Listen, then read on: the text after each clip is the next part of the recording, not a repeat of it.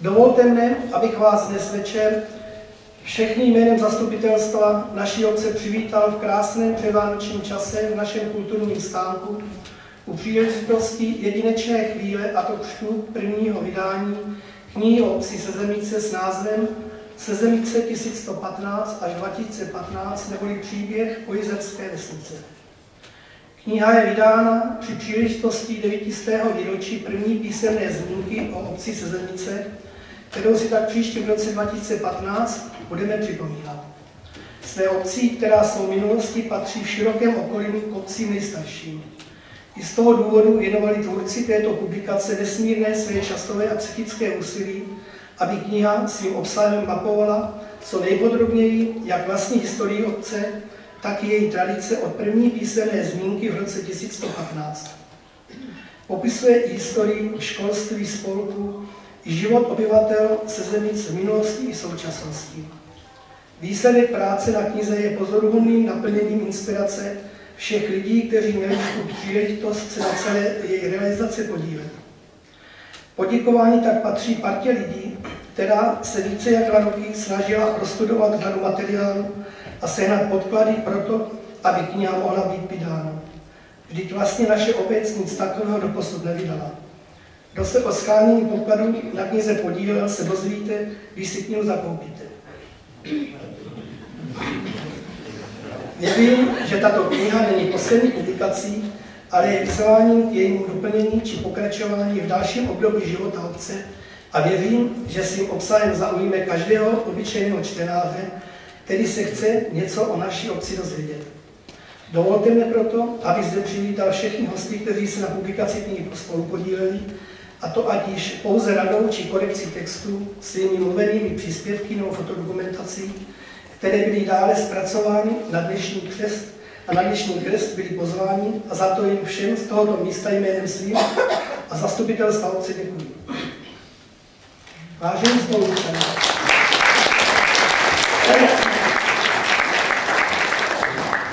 vážení spoluobčané, je před námi závěr roku 2014 a celý nový rok 2015. Dovolte mi, abych z tohoto místa popřál všem občanům jménem svým, jménem stávajícího i minulého zastupitelstva radostné a požehnané prožití vánočních svátků, mnoho zdraví, štěstí a spokojenosti do nového roku 2015. Děkuji vám za vaši účast na dnešním křtu a děkuji za účast hostům, bez jejich přičinění by naše dnes pouštěná kniha nevyšla, a popřál jim také vše nejlepší do nového roku. Nyní předávám slovo hlavním protagonistům knihy, se kterými vás seznámí, včetně dalšího programu místostarostka obce paní Žilka Lukešová, která jako předsedkyně místního občanského sdružení byla hlavní iniciátorkou publikace a nesla na svých bedrech hlavní tíhu připravit jednotlivé podklady pro knižní vydání, které jí zabralo spoustu hodin, a to hlavně po nocích, za což i právě patří z tohoto místa veřejné poděkování nás všech. Děkuji za pozornost a předávám slovo paní Lukešové.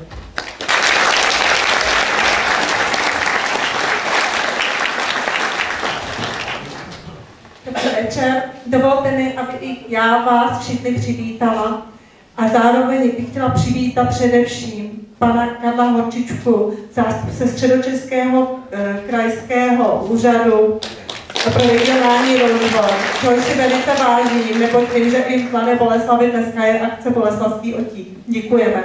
Pak bych chtěla samozřejmě přivítat pana Jaromíra Jermáře, senátora, čehož si také velice vážím, neboť vím, že mají zasedání. Děkujeme. Tak samozřejmě chtěla přivítat i zástupce jednotlivých obcí a samozřejmě i zástupce církve. Děkujeme.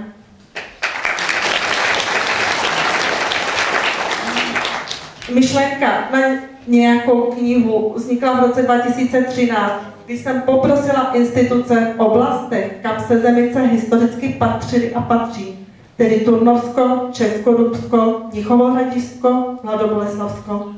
Bylo pro mě až velmi překvapující, že mi všude vyšli vstříc. A protože nejsem historik, dohodli jsme se v říjnu 2013 na společnou schůzku přímo u nás v Sezemicích. Tam se zrodil první plán knížky. Když tito ochotní odborníci rozdělili o něch pomyslných 900 let mezi sebe. Dovolte, abych tedy zde přivítala všechny, kteří se na této knize podíleli a kteří jsou podepsaní pod jednotlivými příspěvky. Vezmu to od kraje stolu. Pan magistr Juřena za obecní nástroj. Pan doktor Luděk Beneš, který je za muzeum Mladoboleslavska. Taktéž pan magistr Pavel Sosnovec. Paní magistra Jana Dumková, která je za muzeum Rohniště. Potom za biskupství Litoměřické, za archiv pan magistr Martin Barus. Za archiv Litoměřice pan magistr Pavel Jakubec, který nám nejen napsal příspěvky, ale pomáhal s fotodokumentací. Dále i pan Vladimír Kupec, který je sice rodák sezemický, ale i on se účastnil. Pan inženýr Kupec. Paní magistra Kateřina Vítová, již patří velké poděkování, nebo právě ona byla ten, kdo dokázal skoordinovat veškeré příspěvky a udělala nám jazykové korektury, i příspěvek napsala. Potom tady máme paní profesorku Rakovou, která sice není přímo napsaná pod nějakým příspěvkem, ale která byla velkou radou a velkou oporou v našem snažení. A potom tady máme pana Stanislava Dlouhého, grafika, který se svou velikou sloní trpělivostí dokázal to, jak kniha naše vypadá. Děkujeme. Paní magistra Stará, která je tady zástupce archeologů z Muzea Libereckého, taktéž pan Oldřich Palata, magistr Oldřich Palata z Libereckého muzea. Všem těmto lidem patří velký dík. Zároveň bych chtěla připomenout, že bez vzpomínek pamětníků a lidí se Sezemic, zejména starších ročníků, i bez nich by tato kniha nebyla. Ale bohužel nemáme právě tady. Z nich největší dík z těch všech pamětníků byla právě paní Stanislava Brožová. Paní, která mě nikdy neodmítla, když jsem za ní přiběhla s jakoukoliv blbostí, s jakýmkoliv poznatkem, vždycky mě vysvětlila, o co šlo.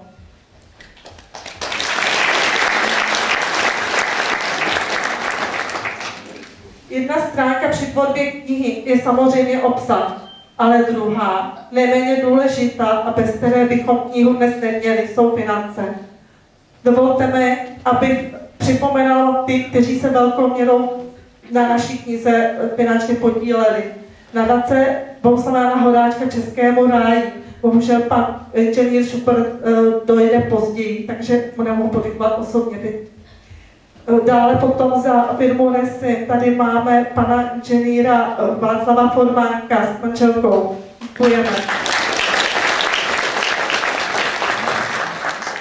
Další významné firmy, které nám přispěly finančně, Technologie 2000 SRO pana Petra Čiverného, potom paní Brichtová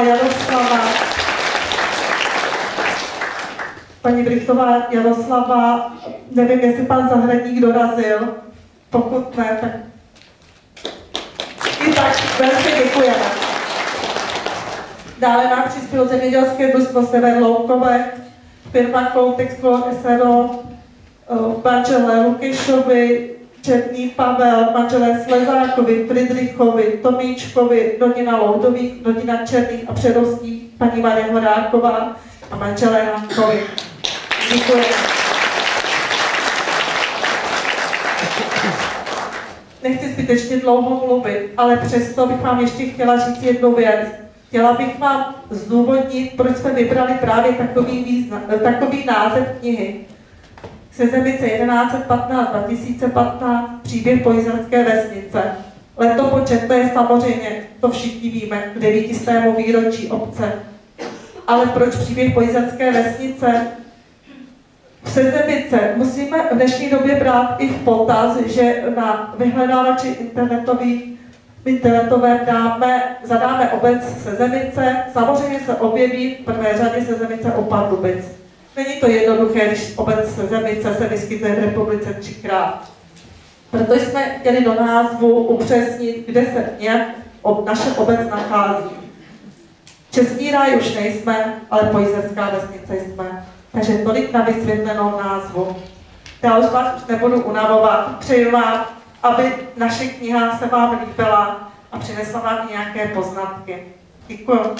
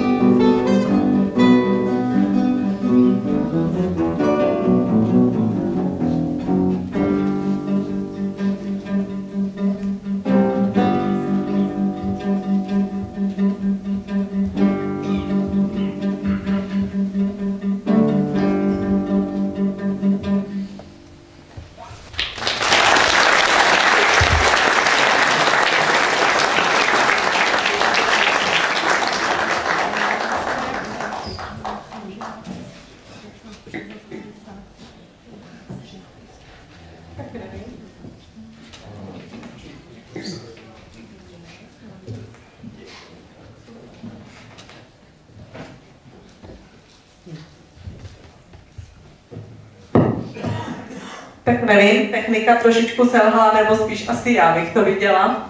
Nicméně, chtěla bych tímto ještě poděkovat žákům základní umělecké školy v Turnově, která vás tímto večerem ještě provází. A zejména jejich vedoucímu. A potom Turnov je pro nás takové spřátelené město. Trnově máme další školu, se kterou jsme navázali spolupráci. A sice Střední umělecko-průmyslovou školu v Trnově. Jejíž zástupce tu samozřejmě také vítám. A právě Střední umělecko-průmyslová škola v Trnově s námi navázala spolupráci v oblasti, kdy pro nás vyrábějí medaily pamětní.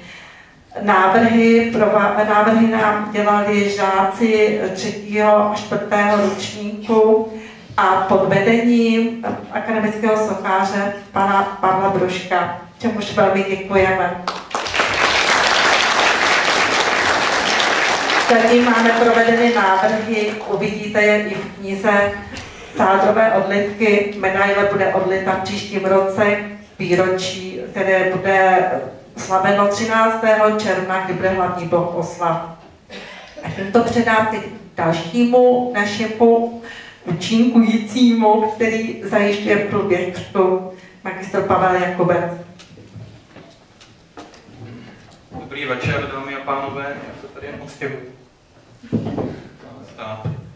Já jsem byl požádán zástupci obce, abych vám něco řekl vlastně o té knize samotné, o tom vzniku, ale samozřejmě stejně tak jsou tady rovnocení partneři, ostatní autoři a doufám, že aspoň těm, kteří nejsou místními rodáky, částečně tím, co vám teďka tady povím, budu mluvit trošičku z duše.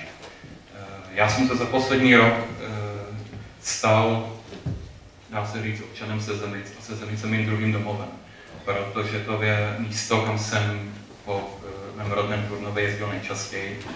A zároveň jsem si to místo velmi oblíbil, když jsem ho znal už předtím. Tak jsem si krátce před tím křtem dnešním snažil vzpomenout, uvědomit si, co pro mě Sezemice znamenaly před 22. říjnem 2013, kdy jsme se tady společně v kruhu, který tady vidíte a ve fotografii, která je v závěru knihy, sešli a debatovali nad podobou budoucí zamýšlené knihy. Sezemice pro mě byly především obec s železným svatým Janem Nepomuckým, která to socha nedaleko od na návsi je velkým unikátem, o ní se také mimochodem v knize dovíte. Sezemice pro mě byly místo, které jsem si před lety ještě co by 20letý kluk vybral na večerní projížďky na kole, kdy jsem měl odměřeno přesně 30 km a než začaly večerní zprávy v 8 hodin, tak jsem to musel ujet přes Loukovec a Vlastivořice, takový okruh do Turnova. A Sezemice pro mě byly také místo velmi starobylé, protože o tom výročí té údajné první zmínky 900 let je samozřejmě se ví hodně dlouho. Takže o to víc jsem přivítal tu možnost se na té knize podílet. Přijal jsem to i z toho důvodu, že místní regionální historiografie se ubírá různými proudy a tenhle ten začátek mi přišel jako velmi šťastná záležitost, protože když mě paní inženýrka Lukešová oslovila, tak to bylo už s tím, že se nás tam sejde několik, možná 20 lidí, to bylo možná více jak 20 lidí, kteří se ke knize alias sborníku, jak jsem mu tady při té výrobě, ale konec konců možná i do budoucna bude říkat, kteří se na té knize budou zamýšlet, kteří tam budou na ní dokonce možná i pracovat. V průběhu toho setkání se mi už v hlavě zrodil jakýsi plán, protože jsem uvítal tu možnost, že byli vybráni odborníci ze svých oborů, ze svých kategorií, kterým se věnují, a ti na té knize budou participovat nějakým způsobem. A to byla ta zásadní věc, kdy jsem se rozhodl, že do toho chci jít, a možná i pro ostatní, protože kniha o obci napsaná jedním autorem má vždycky mnoho pozitiv, ale zároveň mnoho nedostatků, které dokáže odstranit jenom tým. Tým, který je k sobě milý, ale který je k sobě zároveň velmi kritický. A tým, kterému nevadí, že si navzájem ve 3 hodiny ráno posílají maily a SMSky a ujišťují se v tom, co je v těch daných konkrétních kapitolách napsáno. Rok běhl jako voda. Je pravda, že z počátku v jarních měsících nebyly ty práce tak intenzivní jako potom během prázdnin a hlavně během září. A touto měrou tady pak vyzdvihu především už zmiňovanou trpělivost Standy Dlouhého jako grafika. S nímž já jsem měl už zkušenost z předlenska, z loňska a věděl jsem, že veškeré naše nemožné nápady, které si vymyslíme, tak bude akceptovat a co víc, dokonce dokáže vylepšit. A myslím si, že na té knize, pokud to mohu soudit podle vlastního oka, je vidět. Takže zrodily se postupně Sezemice 1115 až 2015 a kniha už ještě předtím, než bude představena, ještě předtím, než si v ní budete moci zalistovat, tak se stala už inspirací. Už se stala inspirací pro další obce, které by rády něco podobného v budoucnu, to znamená v následujícím teďka nedávno započatém volebním období, dali dohromady. To je vždycky samozřejmě velká výzva, ale je to zároveň veliká odpovědnost a ta odpovědnost teprve, jak já říkám rád, teprve ne dělá charakter, takže není ostuda takovou záležitost odmítnout, pokud se člověk na to necítí. Ale i v tomto případě si myslím, nebudu jmenovat konkrétní obec, ale je to koneckonců úplně jedno, kdo si to vybral, ale i v tomto případě je nutný ten vyměňovaný tým, protože jedině tak dokáže vzniknout kniha, která pokryje v tomto případě 900 let historie nebo psané historie místní obce. Jedna věc, která mě ještě přesvědčila o tom, že pokud mi dovolíte takovou subjektivní záležitost, nevyrostl jsem v žádné vesnici, vyrostl jsem na samotě, a takže se mým domovem nestala nikdy žádná obec, kde bych se cítil nějak vázán něčím, kde bych se cítil, že mám kořeny kromě těch, které tam mám několik staletí.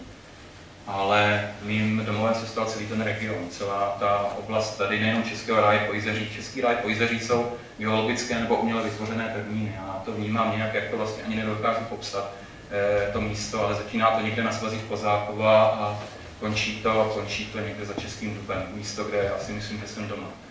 A Sezemice tam samozřejmě patří do tohoto místa, do tohoto regionu. Dokonce se dá se říct, nalézají v centru toho pomyslného regionu.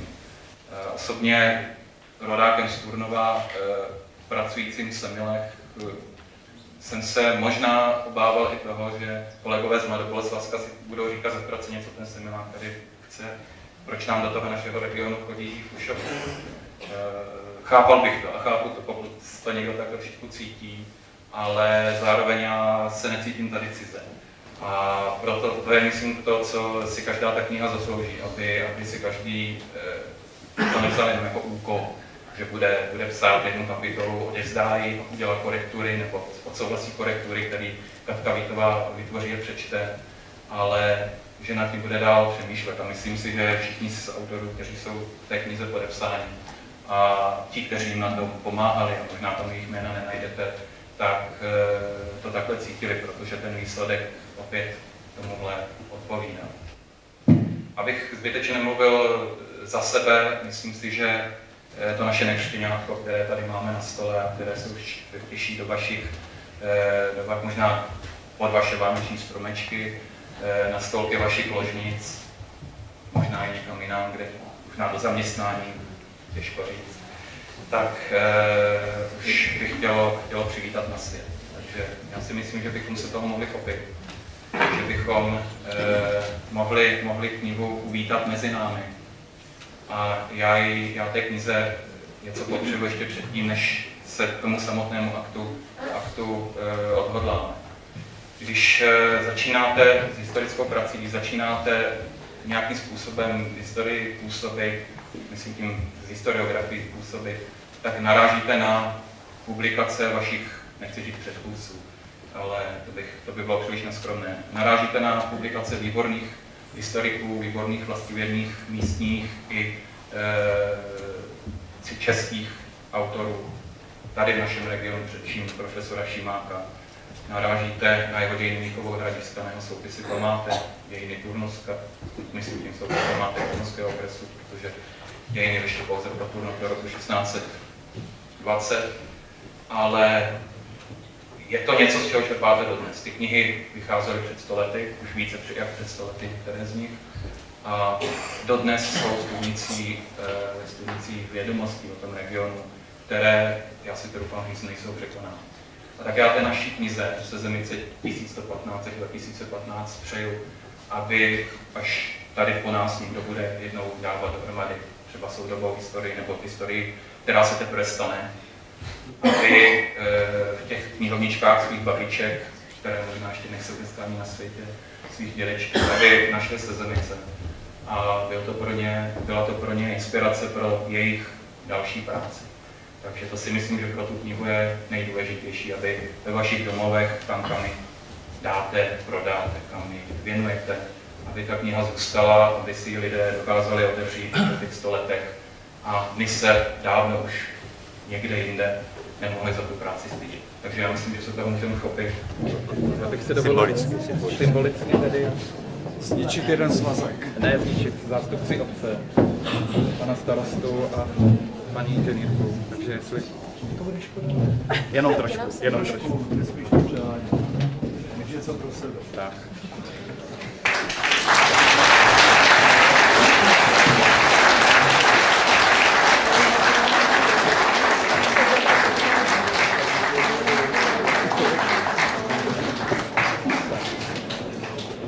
Já myslím, že nebudeme dál znehodnocovat svazek a vzájemným přiťuknutím tu naši knihu přivítáme na světě. Tak. Děkujeme tomu.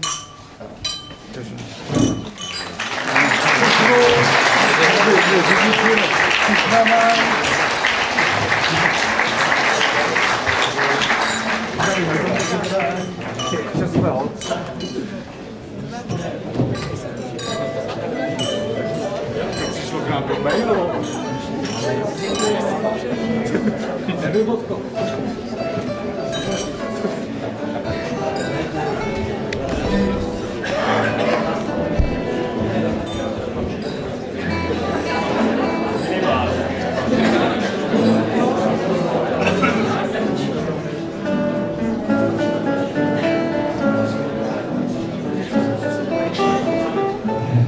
Celý ten rok, o kterém jsem hovořil, jsem tady v místní škole, na obecním úřadě a konec konců i zde na sále při pracích na té knize trávil především s 2 dámami. A to již jmenovanou inženýrkou Dobroslavou Lukešovou a magistrou Katkou Vítovou. Takže já bych obě dámy za sebe alespoň takhle pětínko.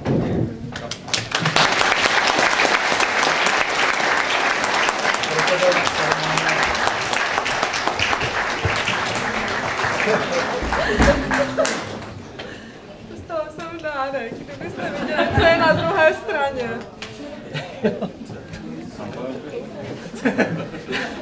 Kdo jste viděl naši loňskou novoročenku, mojí a mého manžela, tak to jsme prosím my, v těch zmijovkách na hlavě. To jsem přímo na knize. Tam to máme.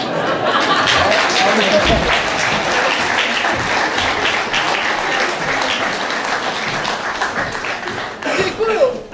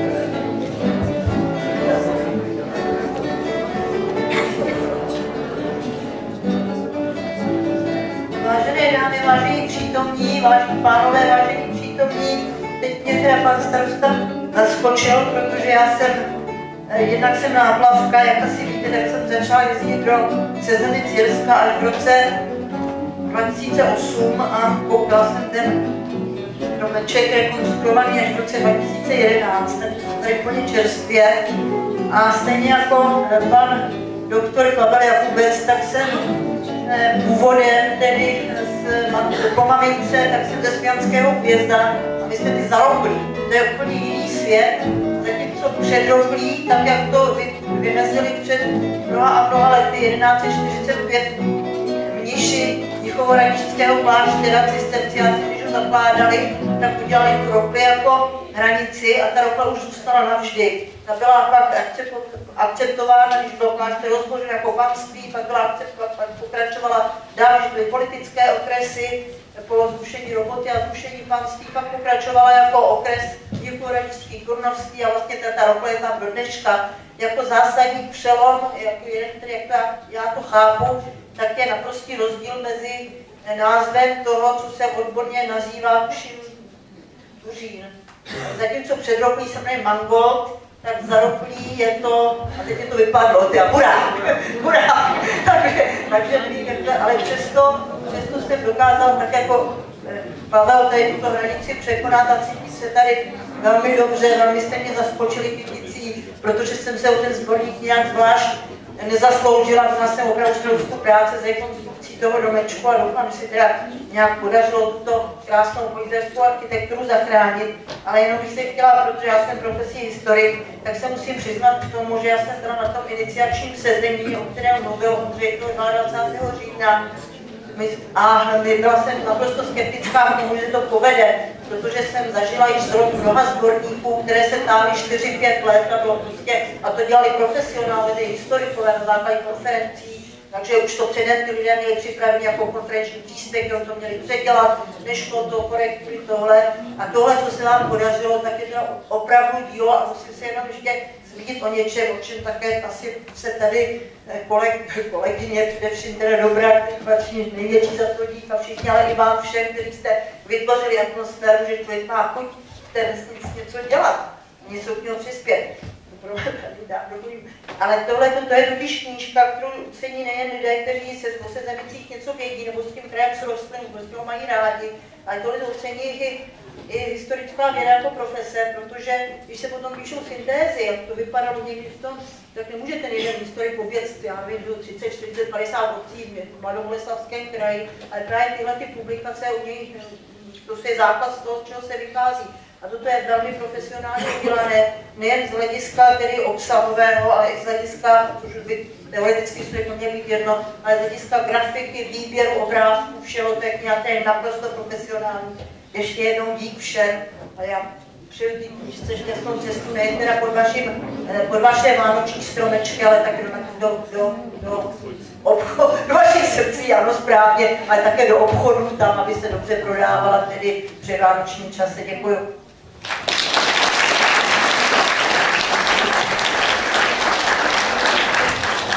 Já velmi děkuji za krásná slova paní profesorce Rakové, která je nesmírně skromná na to, jaký je to znalec.